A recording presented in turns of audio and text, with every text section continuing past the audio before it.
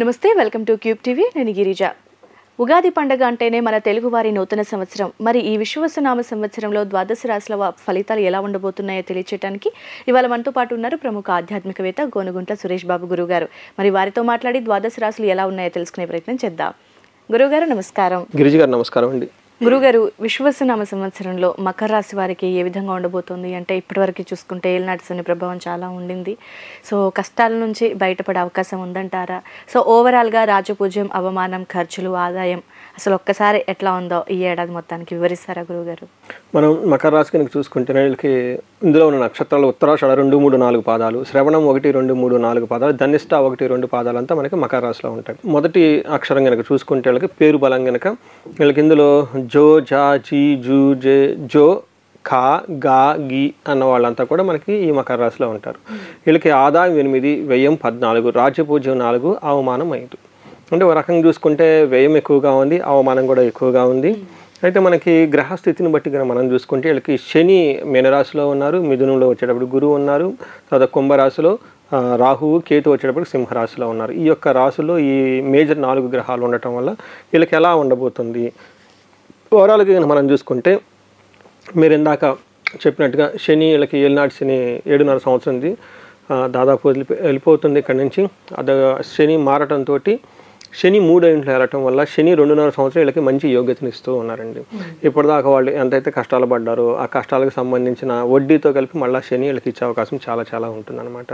ఇందులో మనం కనుక చూసుకుంటే లఘు గోచారం, సూక్ష్మ గోచారం అన్న కాన్సెప్ట్లో కనుక చూసుకుంటే శని స్థాన అర్ధ భృత్యాధికం, స్థాన భృత్య అధికం అంటే ఏంటి, వాళ్ళ సమాజంలో వాళ్ళకి గౌరవ ప్రతిష్టలు చాలా ఎదుగుతాయి, పొజిషన్ బాగుంటుంది, ఎంప్లాయ్మెంట్ బాగుంటుంది, వీళ్ళ దగ్గర సర్వెంట్స్ బాగుంటారు, ఓవరాల్గా చూసుకుంటే బాగుంటుంది అనమాట.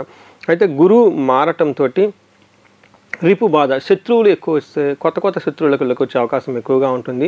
అందుకని వీళ్ళు మాట్లాడేటప్పుడు వేరే వాళ్ళతో కొంచెం కేర్ఫుల్గా ఆలోచించి మాట్లాడటం చాలా ఇంపార్టెంట్. ఎందుకంటే కొత్తగా అదేదంటారు చూడండి, కొత్తగా రెక్కలు వచ్చిన వాళ్ళు కొత్తగా ఎగిరినట్లు ఎట్టెట్లో పోయేసి కింద పడిపోనట్లుగా. ఎందుకంటే ఏలినాటి శని నుంచి బయటకు వచ్చారు, వాతావరణం అంతా చాలా కొత్త ఆపర్చునిటీస్ వస్తాయి, కొత్త ఫ్రెండ్స్ మళ్ళీ నార్మల్గా వచ్చే అవకాశం ఎక్కువగా ఉంటుంది. ఈ టైంలో శత్రువులు కూడా వచ్చే అవకాశం ఎక్కువగా ఉంది, కొంచెం జాగ్రత్తగా ఉండాలి. 2వ స్థానంలో రాహు ఉండటం వల్ల కొన్ని గ్రంథాల్లో ధనం చాలా బాగుంటుందని చెప్తారు, కొన్ని గ్రంథాల్లో ధనం అంత సరిగా రాదు, ఇబ్బంది పడతారు అని చెప్తూ ఉన్నారు. బట్ నేను ఏది చెప్పినా కానీ 2వ ఇంట్లో రాహు ఉండటం వల్ల కొంచెం కుటుంబ స్థానంలో ధనం విషయంలో కొంచెం జాగ్రత్తగా ఉండాలి, అపోహలకు గురే అవకాశం ఎక్కువగా ఉంటుంది. 8th హౌస్లో కేతు ఉండటం వల్ల శారీరకంగా బాధపడే అవకాశం ఎక్కువగా ఉంటుంది. సో గుప్తరాల రోగాలు రావటం కానీ కొంచెము ఏదో ఒక బాధ శారీరకంగా ఇబ్బంది పెడుతూ ఉంటుందన్నమాట. ఈ విషయాలు తప్ప మిగతా అన్ని విషయాలు బాగుందని మనం గమనించుకోవాలి. శని 3వ ఇంట్లో వెళ్ళటం వల్ల ఏంటి అంటే వీళ్ళకి పిల్లల విషయంలో కేర్ఫుల్గా ఉండాలి. తర్వాత 12వ ఇంట్లో ఉండటం వల్ల ఖర్చులు విపరీతంగా అయ్యే అవకాశం ఎక్కువగా ఉంటుంది. అయితే మనకి మహర్షులు సంస్కృతంలో ఏం చెప్తారంటే 3వ ఇంట్లో శని ఉంటే ఏమవుతుంది అంటే స్త్రీ భోగం, మనస్సౌఖ్యం, బుద్ధి యత్నాతి సిద్ధికృత్, స్వస్థానం ప్రాప్తి, ఆరోగ్యం, రవిపుత్ర తృతీయ అనగే. 3వ ఇంట్లో కనుక శని ఉంటే ఏమవుతుంది అంటే స్త్రీ సంభోగం అంటే స్త్రీ భంగము, పురుష సంభోగం. ఆఫ్కోర్స్ ఎనీథింగ్, స్త్రీలు అయితే లేడీస్, జెంట్స్ అయితే స్త్రీలకి వాళ్ళకి అప్పటిదాకా ఏమన్నా భార్యాభర్తల మధ్య గొడవలు ఉన్నా, లేకుంటే ఫ్రెండ్స్ మధ్య గొడవలు ఉన్నా, లేదంటే మనకి ఏమంటారు లవర్స్ మధ్య గ్యాప్లు ఉన్నా, లేదంటే వాళ్ళ ఆఫీస్లో కానీ కొలీగ్స్ కానీ ఎవరైనా వీళ్ళకి గొడవలు తగాదులు ఉంటే ఆ తగాదులన్నీ పోయేసి చక్కగా ఉండే అవకాశం ఎక్కువగా ఉంటుంది. అంతేకాకుండా మనస్సౌఖ్యం, మనసు అంతా చాలా చక్కగా ఉంటుంది. ఇప్పటిదాకా వాళ్ళు మనసులో నేను ఇది సాధించలేకపోయాను, అది సాధించలేకపోయాను, ఇది పోయింది అది పోయింది అని బాధపడుతూ ఉన్న వాళ్ళంతా మనసులో నుంచి ఆ నెగిటివ్ ఆలోచనని పోయేసి ఒక మంచి సౌఖ్యంగా కంఫర్టబుల్గా ఫీల్ అవుతూ ఒక పాజిటివ్ అట్మాస్ఫియర్ చుట్టూ ఉంటుంది. బుద్ధి యత్నాది సిద్ధికృత్, వాళ్ళకి ఏదైనా ప్లానింగ్ చేస్తే చక్కగా ఎగ్జిక్యూషన్ చేసుకొని రిజల్ట్ చూపిస్తారనమాట. ఇంతకుముందు ఏంటి వాళ్ళ ప్లానింగ్ ఒకలాగా ఉండేది, వీళ్ళు ఎగ్జిక్యూషన్ ఒకలాగా చేస్తారు, రిజల్ట్ ఇంకోలాగా ఉంటుంది, దేనికి ఒకదానికి మ్యాచింగ్ ఉండేది అనమాట. ఇప్పుడు ఏమంటే పర్ఫెక్ట్గా ఉంటుంది, అవుట్పుట్ చూసుకొని దానికి ఏమేమి యాక్షన్ చేయాలి, దానికి ఎంతవరకు మనం ఆలోచించాలి అంతవరకే ఆలోచించుకొని వెళ్తే ఇంతకుముందు డ్రీమ్స్ వెళ్ళిపోతూ ఉండేవాళ్ళు అనమాట. సో అందుకని ఏలినాటి శని అయిపోయిన తర్వాత మహర్షులు అయిపోయారు మకర రాశి వాళ్ళు. తెలిసిపోతుంది ఈ దెబ్బలన్నీ పడి, అంటే అప్పుడు ఉలి దెబ్బలు అప్పుడు పడితే ఇప్పుడు శిలగా మారుతారు. కరెక్ట్గా చెప్పారు అనమాట. అందుకని చెప్పేసి వీళ్ళకి అందుకని ఏలినాటి శని అష్టమ శని అప్పుడప్పుడు లైఫ్లో వస్తుండాలన్నమాట. చూడండి ఏమవుతుంది, బుద్ధి యత్న సిద్ధీకృతి అంట. అంటే ఏది ఆలోచిస్తారో దాంట్లో ఎగ్జిక్యూట్ చేసి రిజల్ట్ ఏది కావాలో దాన్ని చేస్తుంటారు అనమాట. అనుకున్న రిజల్ట్ చేసుకుంటారు. వాళ్ళకి ముందుగా నాకు 10 రూపీస్ కావాలంటే ఈ పని చేయాలి అంటే నా ఎక్స్పెక్టేషన్ 10 ఉండాలి అంటే టోటల్గా అలైన్మెంట్ అవుతుంది అనమాట. ఇంతకుముందు అలా ఉండదు. వీళ్ళు డ్రీమ్స్లో 1000 కావాలంటారు, ఇక్కడేమో 100, సో రిజల్ట్ ఏమో 10. సో టోటల్గా మిస్ మ్యాచ్ అనమాట. దాంతో ఫ్రస్ట్రేషన్కి వెళ్ళిపోతుంది. ఇప్పుడు అలా ఉండదు అనమాట. ఓకే, నేను ఈ 7.5 ఇయర్లో ఇదంతా డ్రీము, నా కెపాసిటీ 10, ఈ 10కి కావాలంటే ఎంత చక్కగా చేసుకోవాలి, 10 రావాలంటే అలా ఒక ప్రాపర్ అలైన్మెంట్ అవుతుంది అనమాట. మహర్షులు ఎంత బాగా రాశారు, బుద్ధి యత్న సిద్ధి అంట. సో సాంస్క్రిట్లో వెరీ సింపుల్గా బలి రాశారండి నీట్గా మహర్షులు. స్వస్థానం ప్రాప్తి. ఇంతకుముందు వాళ్ళు డీప్ ప్రమోషన్స్ వచ్చిన రాజకీయ నాయకులు ఓడిపోయినా, లేదంటే మనకి కొంతమంది సిఇఓస్ టీ లెవెల్, మేనేజ్మెంట్ లెవెల్ ఇలాంటి పొజిషన్లు ఎవరైనా కోల్పోయినా కానీ మళ్ళీ అవి తిరిగి వీళ్ళకి వచ్చేస్తాయి, ఆరోగ్యంగా ఉంటారు. ఇది మనకి ఓవరాల్గా చూసుకుంటే శని వీళ్ళకి అదృష్టాన్ని ఇస్తున్నారు, తీసుకొని రాబోతున్నారని చెప్పుకోవాలి. అయితే జూపిటర్ గురువు వీళ్ళకి 6వ ఇంట్లో ఉండటం వల్ల, 2వ ఇంట్లో దృష్టి ఉండటం వల్ల ధనం అయితే చాలా చక్కగా ఇస్తున్నారు. ధన ప్రవాహం అయితే అటు శని ధనానికి అనుకూలంగా ఉన్నారు, గురువు కూడా వీళ్ళకి టైమ్లీ మంచి ధనాన్ని తీసుకొచ్చి వీళ్ళకి ఇస్తూ ఉన్నారనమాట. 10వ ఇంట్లో దృష్టి ఉండటం వల్ల కొన్నిసార్లు ప్రొఫెషనల్ మ్యాటర్స్లో ఇబ్బంది పడే అవకాశం ఎక్కువగా ఉంటుంది, కానీ ధనానికైతే ఎలాంటి లోపం అయితే ఉండదు. మనకి 6th హౌస్లో జూపిటర్ గురువు ఉంటే ఏమవుతుంది అంటే జనరల్గా ధారాపుత్ర విరోధచ్చ, పిల్లలతోటి భార్యలతోటి గొడవ అవకాశం ఎక్కువగా ఉంటుంది. ఇంటి విషయాల్లో చాలా చాలా కేర్ఫుల్గా ఉండాలి. వీళ్ళు మకర రాశిలో ఇంటి విషయంలో ఎంత సింపుల్గా జాగ్రత్తగా ఉన్నారో అదే సింప్లిసిటీని, అదే కేర్ఫుల్నెస్ని జాగ్రత్తగా మెయింటైన్ చేయడం చాలా చాలా అవసరం వీళ్ళకి. అంతేకాకుండా స్వజన కలహస్తద, వాళ్ళ ఓన్ బంధువులతోటి వాళ్ళతో గొడవలు పడే అవకాశం ఎక్కువగా ఉంటుంది. కాబట్టి కొంచెం చుట్టాలతోటి, బంధువులతోటి ఇంటి వాతావరణంలో వాళ్ళు కొంచెం పేషెన్సీగా ఉండి వీళ్ళే వాళ్ళకి అటెన్షన్ పే చేస్తూ ఉంటే ఈ ప్రాబ్లమ్స్ రాకుండా ఉంటాయి.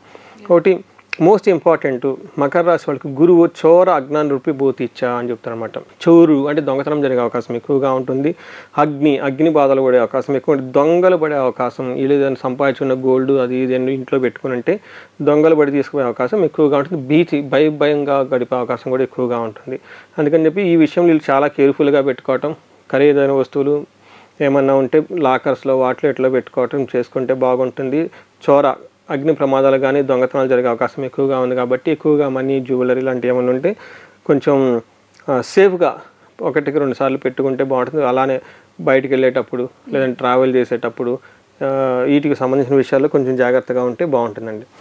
సెకండ్ హౌస్లో రాహు ఉండటం వల్ల మనకి ఏం చెప్తారంటే, కొన్ని గ్రంథాల్లో ఏం చెప్తారంటే సౌభాగ్యం, భాగ్యం, ఆరోగ్యం, అర్ధలాభం, యశత్కరం, వాక్ పౌరుషం, వినోదం చ ధనస్థానకే ఫణి అని చెప్తారనమాట. అంటే ఏమవుతుందంటే వీళ్ళు ఐశ్వర్యం వస్తుంది, దేహ సౌఖ్యం వస్తుంది, ధనలాభం కూడా విశేషంగా వస్తుంది, కీర్తి ప్రతిష్టలు బాగా ఉంటాయి, అయితే కఠినంగా మాట్లాడతారు అని చెప్పేసి మనకి కొన్ని గ్రంథాల్లో వివరించారండి. కొన్ని గ్రంథాల్లో వచ్చేటప్పటికి వీళ్ళకి ధనం రాంగ్ ట్రాక్లో ధనం సంపాదిస్తారు, ఆ సంపాదించింది మళ్ళీ పోతుంది అన్న యాంగిల్లో 2 మిక్స్డ్గా ఉందండి. బట్ ఓవరాల్గా కనుక రాహు ఉంటే ధనానికి సంబంధించిన విషయంలో కొంచెం ఎంతైనా జాగ్రత్తగా ఉండటం ఎంతైనా అవసరం అండి. సో ఫైనల్గా మరి మకర రాశి వాళ్ళకి అంటే ఏలినాటి శని ప్రభావం నుంచి విముక్తి కలిగినా కూడా సో మళ్ళీ రెగ్యులర్ లైఫ్లో కూడా కొన్ని రకాల జాగ్రత్తలు పాటించాలి అని అన్నారు. కాబట్టి సో మరిన్ని అంటే ఈ సమస్యల నుండి బయటపడడానికి అనుకోవచ్చు, లేదంటే ఏడాది అంతటికి కూడా కలిపి ఎలాంటి పరిహారం చేసుకుంటే మంచిది అంటారు గురువుగారు? వీళ్ళకి మెయిన్ గురువుకి సంబంధించి పరిహారం చాలా ఎక్కువ చేసుకోవటం అవసరం అవుతుందండి. ఈ గురువు కూడాను రిపు బాధ, శత్రువుల బాధలు పెడుతున్నారు. కాబట్టి వీళ్ళకి గురువుకి సంబంధించి ఆశ్రమాలు విజిట్ చేయటం, మఠాలను చూడటం, తర్వాత వీళ్ళకి గురువు మనకి విద్య నేర్పిన వాళ్ళు ఉంటారు కదండి, వాళ్ళకి బట్టలు పెట్టడం, చెప్పులు లాంటి దానం చేయటం, గిఫ్ట్లు ఇవ్వటము, మనకి భగవద్గీత లేదంటే మనకి ఉపనిషత్తులు, మనకి ఏమంటారు ఇలా వీటికి సంబంధించిన ఆధ్యాత్మిక పుస్తకాలు ఇవి కనుక చేస్తూ ఉంటే అష్టావక్ర గీత, తర్వాత యోగ వశిష్టం, ఇలాంటి కొన్ని యాన్షియంట్ స్క్రిప్చర్ చాలా ఉన్నాయండి, నారద భక్తి సూత్ర, ఇలాంటి చాలా ఉన్నాయండి. అవన్నీ చదువుతూ ఉండి వాటి మీద వర్క్ చేస్తూ ఉంటే ఈ గురువు పెట్టే బాధలను చాలా వరకు ఉపశమనం వస్తూ ఉంటుంది.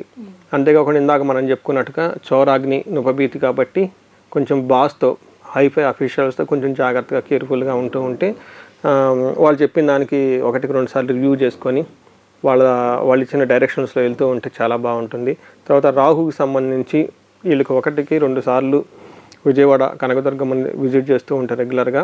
ఈ రాహు పెట్టే బాధలు ఏమైనా ఉంటే వాటిని తొలగిపోతాయి. దుర్గా సప్తశ్లోకి అని ఉంటుందండి మంత్రం, దీన్ని చదువుకున్నాక చాలా బాగుంటుంది.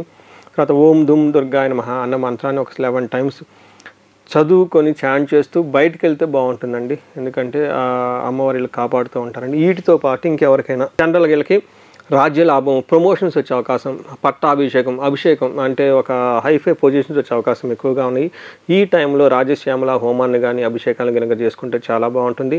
హెల్త్ కనుక ఎవరికైనా బాగాలేకపోతే వాళ్ళకి అమృత మృత్యుంజయ పాశుపత అభిషేకం చేయించుకుంటే చాలా బాగుంటుంది. వీటితో పాటు ఎవరికైనా ఇంకా ఏదైనా కనుక పిల్లలు పుట్టకపోయినా కానివ్వండి, లేదంటే పెళ్లి సరిగా అవటం లేదు, ఇలాంటి వాళ్ళకి సంబంధించి కన్యా పాశుపతం, గౌరీ పాశుపతం హోమం ఇలాంటివి చూపించుకుంటే, ఇంకా వాళ్ళకి ఏమైనా గ్రహ దోషాలు, కొన్నిసార్లు వాళ్ళకి కుడి దోషాలు, రాహుకేతువుల దోషాలు ఇట్లా కనుక ఏమైనా ఉంటే ఇండివిజువల్గా జాతకం కనుక చూస్తే మనకు వాళ్ళ జాతకంలో ఇంకా ఏముందో తెలుస్తూ ఉంటుంది.